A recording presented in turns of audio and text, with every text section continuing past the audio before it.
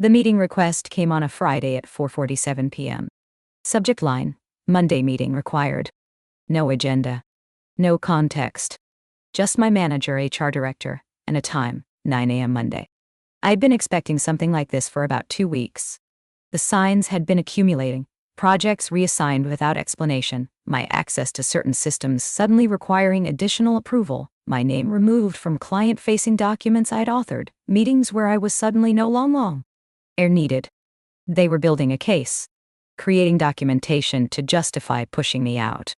The corporate playbook for making someone's role redundant or their performance inadequate regardless of actual results. But unlike what they probably expected, panic, defensiveness, desperation to prove my value, I made a different call. I called my attorney. Catherine Morrison was an employment lawyer I'd connected with 6 months earlier when I first noticed the pattern of marginalization beginning. At the time, she'd advised me to start documenting everything. Every project reassignment, every removed credit, every meeting exclusion, every change in my role or responsibilities. Victoria, if they're building a case against you, you need to build a case documenting what's actually happening. Save emails. Record meeting notes. Document your accomplishments. Create a paper trail showing the gap between your actual performance and any narrative they try to create. I'd followed her advice meticulously. For 6 months, I'd documented every concerning incident. Forwarded key emails to my personal account.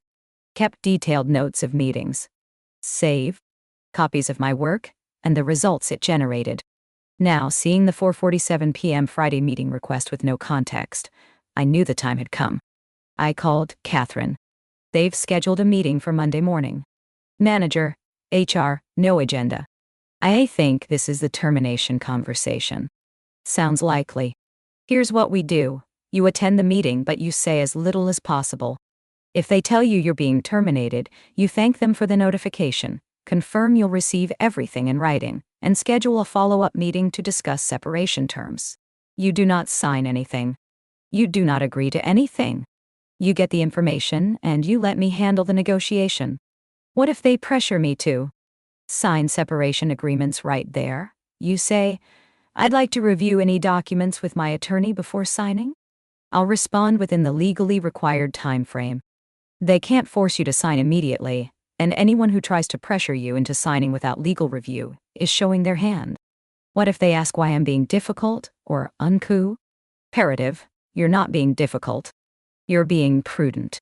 Any reasonable company expects employees to review legal documents before signing. If they characterize that as difficulty, it tells you something about their intent. Monday morning, I walked into the conference room at 9 a.m. My manager, David Reynolds, was there with Sandra Walsh from HR and someone I didn't recognize, probably legal or another HR person. Victoria, please sit, Sandra started with that careful HR voice that means bad news is coming.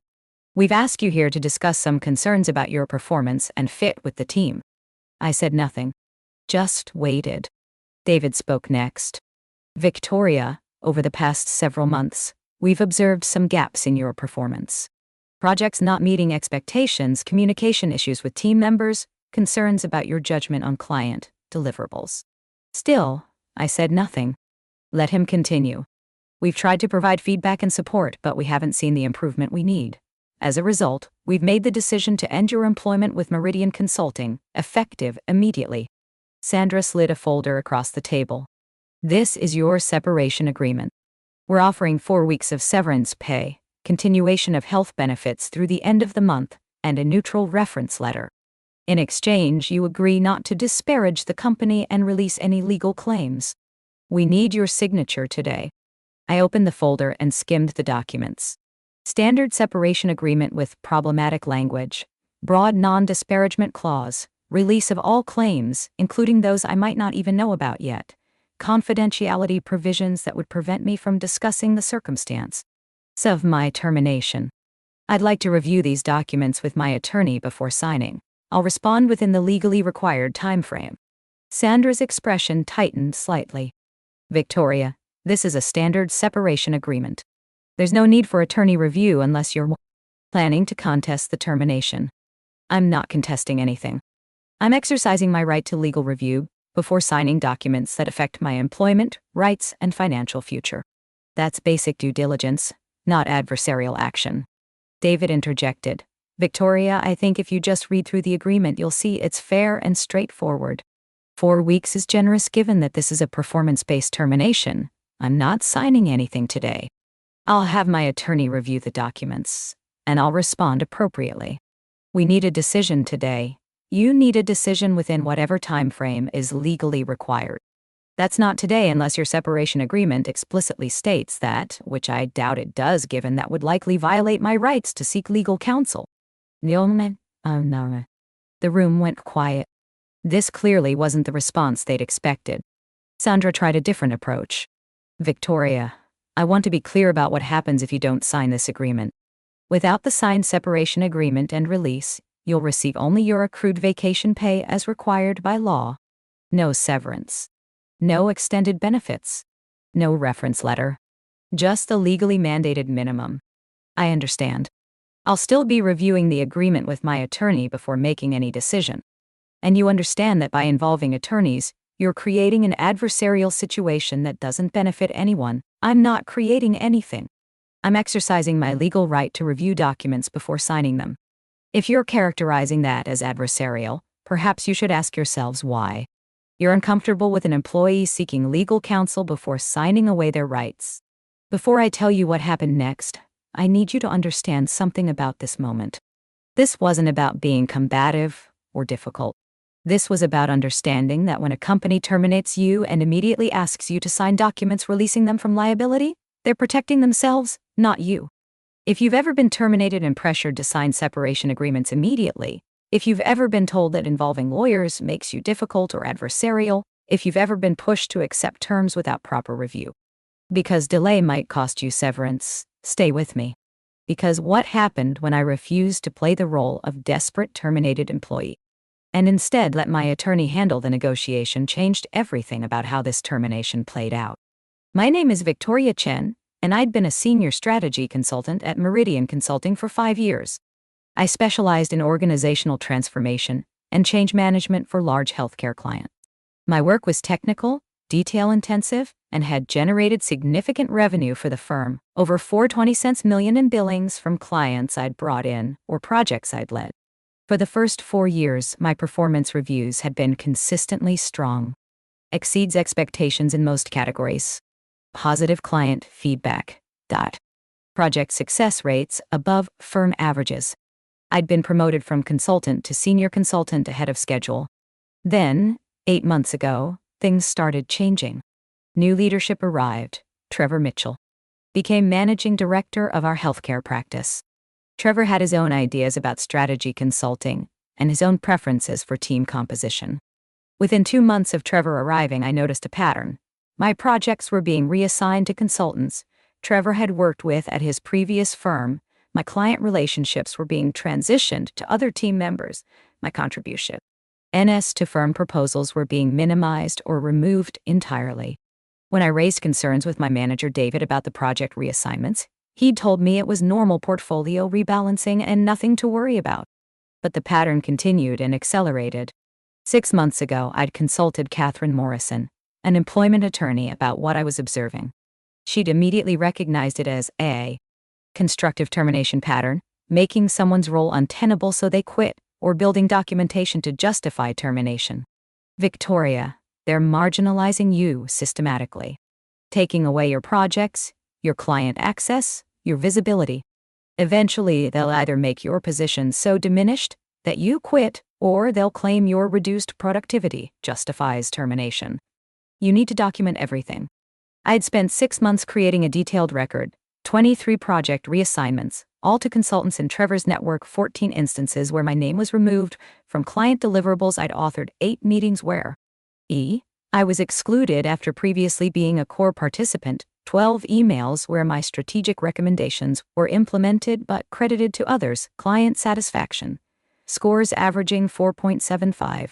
Across all my projects, revenue generation data show I'd brought in or managed $4.20 in billings. I'd also documented the timeline, showing that all these changes coincided with Trevor's arrival, and that consultants in his preferred network had received promotions and high-visibility projects while My role was systematically diminished. Now they were terminating me, claiming performance issues, and expecting me to sign away my rights to contest the termination in exchange for 4 weeks of severance. They expected desperation. Maybe tears. Probably begging to keep my job or at least negotiating for slightly better severance terms while sitting in that conference room. What they got was silence and a referral to my attorney. I left the Monday meeting with the unsigned separation agreement, went directly to Catherine's office, and handed her the documents. She read through them carefully. This agreement is terrible. Broad release of claims, including discrimination and retaliation claims you may not even know about yet. Non-disparagement clause that's one-sided.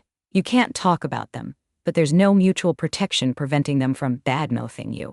Confidentiality provisions that prevent you from discussing the termination terms with anyone, making it impossible to assess whether you're being treated fairly compared to others. What should I do? We send them a counter-proposal. First, we're not signing any release until we understand the full circumstances of your termination and whether there are actionable claims. Second, we're asking for reasonable severance. You have 5 years of service. Standard is 2 weeks per year, so 10 weeks, not 4. Third, any non-disparagement and confidentiality provisions must be mutual. Fourth, we're requesting all documentation related to the performance issues they cited as justification for termination. Will they negotiate? Depends on how worried they are about potential legal action. But Victoria, based on what you've documented, you have a strong case for retaliation if you raised concerns about marginalization or possibly discrimination, depending on demographic factors. Companies generally prefer to settle those cases rather than litigate them. I did raise concerns. Multiple emails to David about project reassignments and removed attribution. Then they have a problem. They can't claim this is purely performance-based if you were complaining about marginalization before the termination. That's evidence of retaliation.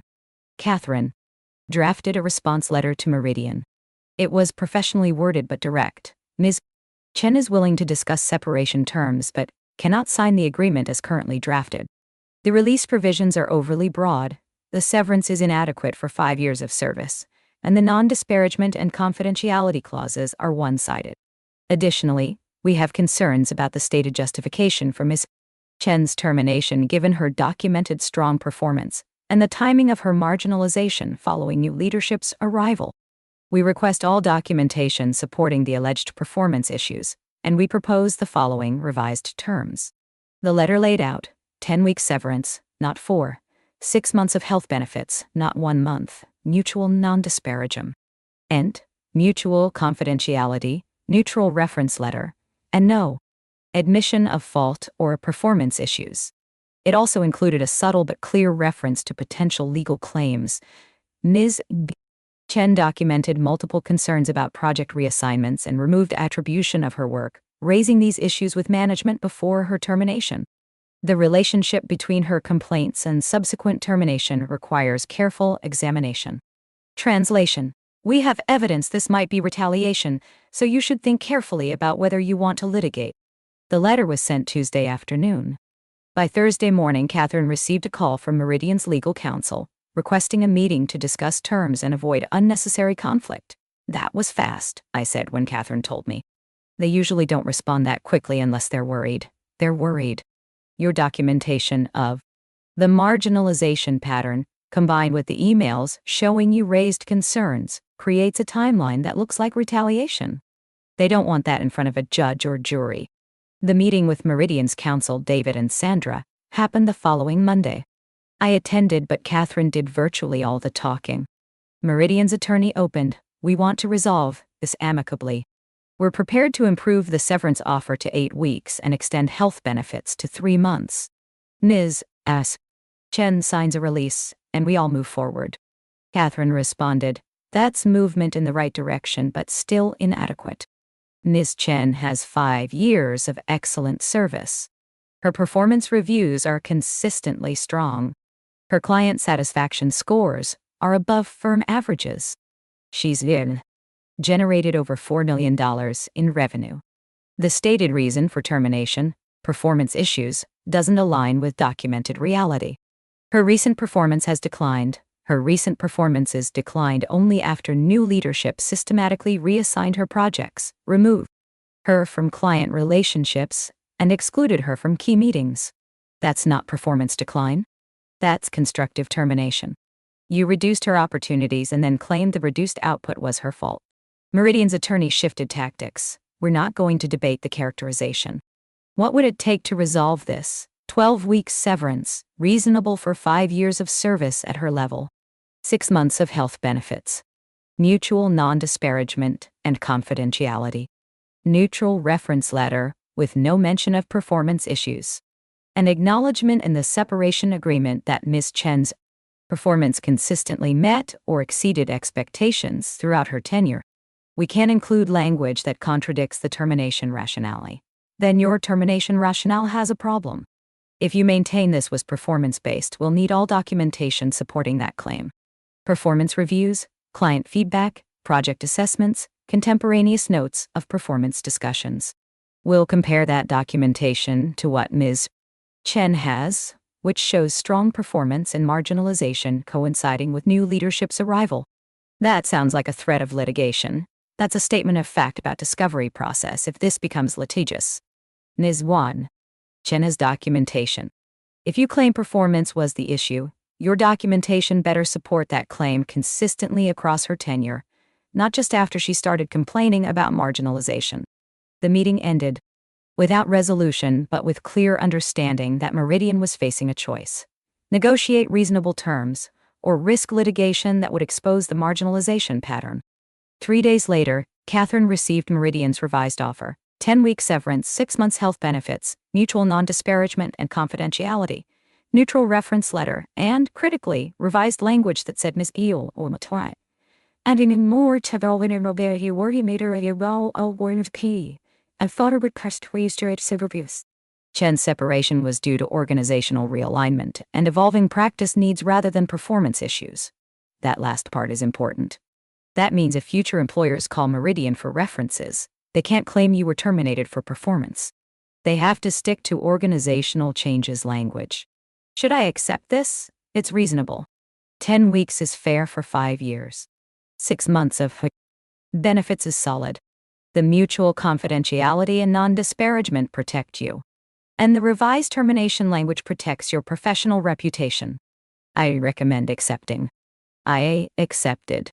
What started as a 4-week severance offer with broad release language and performance-based termination had become a 10-week package with benefits, mutual protections, and acknowledgement that the separation was organizational, not performance-related. The difference wasn't because I begged or negotiated desperately in that initial termination meeting. It was because I said nothing, let my attorney handle it, and had 6 months of documentation showing what actually happened versus what Meridian claimed happened. 2 months after my termination, I started as a senior strategy consultant at Apex Advisory, a competing firm in the same market. My compensation was 25% higher than what I'd been making at Meridian, and I had autonomy to build my own client relationships without dealing with Trevor's politics. 4 months after leaving Meridian, I heard through industry contacts that Trevor had been quietly pushed out. Apparently, several other consultants had complained about his management style and favoritism, and at least 2 had consulted attorneys about hostile work environment issues. The pattern I'd experienced and documented wasn't unique to me, it was how Trevor operated. 6 months after my termination, one of my former Meridian colleagues reached out. Victoria, I'm dealing with something similar to what you went through. Trevor's replacement is doing the same thing, marginalizing people who were here before him, bringing in his own network. I think they're building a case to push me out. What did you do? Document everything. Save emails. Record project reassignments. Note meeting exclusions. Keep copies of your work and the results.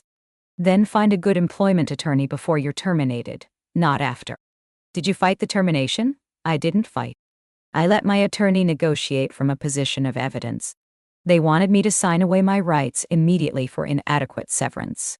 My attorney got better terms because I had documentation showing their performance claims didn't match reality. How did you know to document things before they terminated you? I saw the pattern starting and got legal advice early. The attorney told me what was likely coming and what to document to protect myself. Most people wait until they're terminated to consult lawyers. By then, you don't have the evidence you need. I built my case while I still had access to files and systems. That's smart.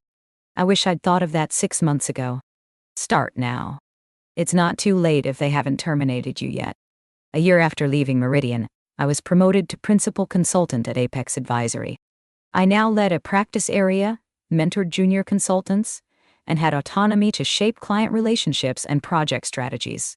I occasionally ran into former Meridian colleagues at industry events. Several mentioned that the firm was struggling with retention.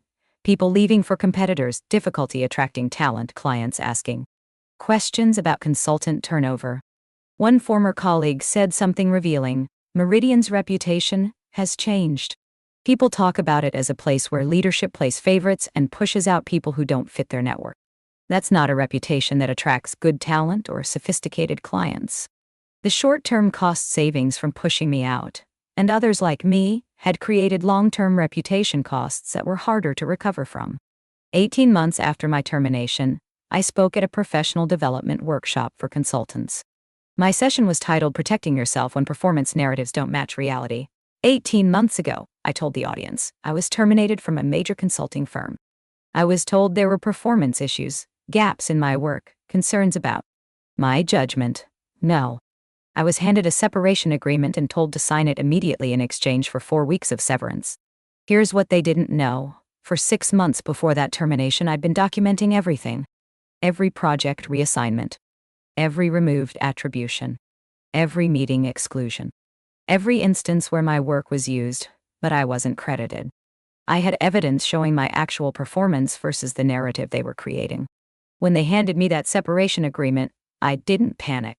I didn't beg to keep my job. I didn't negotiate desperately for slightly better terms. I said, I'll have my attorney review this and respond appropriately. That single sentence changed the entire dynamic. Because when my attorney reviewed their offer and compared it to my documentation, she could send a letter that essentially said, your performance justification doesn't match the evidence. We have documentation showing strong performance and systematic marginalization. Let's discuss reasonable terms, or we can discuss this in court. The 4-week severance became 10 weeks. The one-sided release became mutual protections. The performance-based termination language became organizational realignment.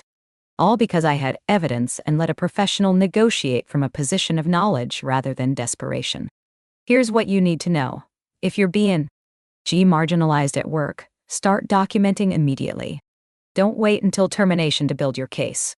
Save emails. Record meeting notes. Keep copies of your work and results. Forward key documents to personal email.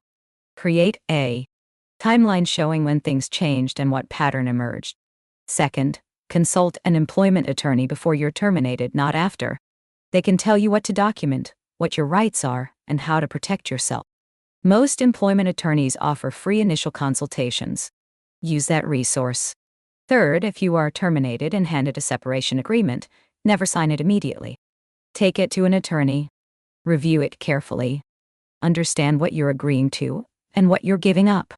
Any company that pressures you to sign without legal review is telling you something important about their intentions. The company wants you to be desperate, emotional, and compliant. They want you to sign quickly and disappear quietly. Don't give them that. Stay calm. Document everything. Let professionals handle negotiations. Protect yourself. After the presentation, a woman in her 30s approached me. Ms. Chen, I think I'm in the situation you described. New manager, my projects being reassigned, my access to systems becoming more restricted. I think they're building a case to push me out. What's the first thing I should do? Today. Find an employment attorney who offers free consultations. Schedule an appointment this week. Describe what's happening and ask them what you should be documenting. Then start documenting systematically, dates, incidents, emails, everything. Should I confront my manager about what's happening? Not yet. Right now, you're building your case. Confrontation can accelerate their timeline or make them more careful about documentation. Focus on gathering evidence while you still have access. Once you have strong documentation, your attorney can advise on whether and how to raise concerns formally. This feels adversarial. Like I'm preparing for war. You're preparing for self-protection. There's a difference. If your employer is marginalizing you systematically, they've already made it adversarial. You're just recognizing reality and documenting it. That's not creating conflict. That's protecting yourself from unfair treatment. What if I'm wrong and they're not trying to push me out? Then you've documented your work and accomplishments, which is valuable regardless. But if your instincts are telling you something is wrong, trust them. People usually know when they're being marginalized, even if they can't articulate why yet. 2 years after my termination, I was promoted to senior principal at Apex Advisory, the highest individual contributor level below partner. I led multiple large client engagements, mentored dozens of consultants, and had strong relationships with clients who valued my strategic expertise. 3 years after my termination, I ran into David Reynolds, my former manager at Meridian, at an industry conference. He approached me during the networking reception. "Victoria, I wanted to say something. The way your termination was handled, that wasn't right. I should have pushed back harder when Trevor wanted to marginalize your role and eventually push you out. Why didn't you? Trevor was my boss. He had strong opinions about team composition and who he wanted in key roles." I told myself. I was just implementing his decisions, but I knew what was happening wasn't based on your actual performance. It wasn't. My performance was strong, and you knew it. I did know it. And I should have documented my concerns about Trevor's approach rather than just going along with it. I'm sorry. David, I appreciate the apology. But I'm not sorry about how things played out. Getting pushed out of Meridian led me to Apex, where I'm doing better work with better leadership and better compensation. So in a strange way, Trevor did me a favor by making my position untenable. How did you end up with such a good separation package? I remember you wouldn't sign the initial agreement. I documented everything for 6 months before the termination. When they tried to claim performance issues, my attorney could show the documentation proving that wasn't accurate. They negotiated better terms rather than risk litigation. That was smart. Most people don't think to document until it's too late. Most people don't consult employment attorneys until they're already terminated. I talked to mine 6 months before, which gave me time to build a proper evidence file. If you've stayed with me through this entire story, I want you to understand something. This isn't about being paranoid or adversarial with your employer. It's about recognizing when something is wrong and protecting yourself with evidence, rather than just hoping things improve. When I was handed that separation agreement and told to sign immediately, they expected desperation. They expected someone emotional and scared and willing to accept whatever terms were offered just to make the situation end. What they got was someone who'd spent 6 months documenting what actually happened, who'd consulted an attorney before being terminated, and who understood that reviewing documents with legal counsel isn't adversarial. It's basic due diligence. That preparation changed a 4-week severance offer into 10 weeks, one-sided terms into mutual protections, and a performance-based termination narrative into organizational realignment language. Not because I begged or negotiated desperately, but because I had evidence and let a professional handle it. If you're being marginalized at work, if your role is being systematically diminished, if you see the pattern building toward termination, start documenting now. Don't wait. Find an employment attorney and get advice on what to preserve and how to protect yourself. Then, if termination comes, you're ready. You have evidence. You have legal counsel. And you can let professionals handle negotiation while you remain calm and focused on your next opportunity. If this resonates with you, hit that like button and subscribe. Share your experiences in the comments about documentation that protected you or times legal counsel. Those stories help others understand why preparation matters. Remember, they thought I would beg to stay, negotiate desperately, sign whatever they put in front of me just to end the discomfort. Instead, I let my attorney handle it. And that changed everything.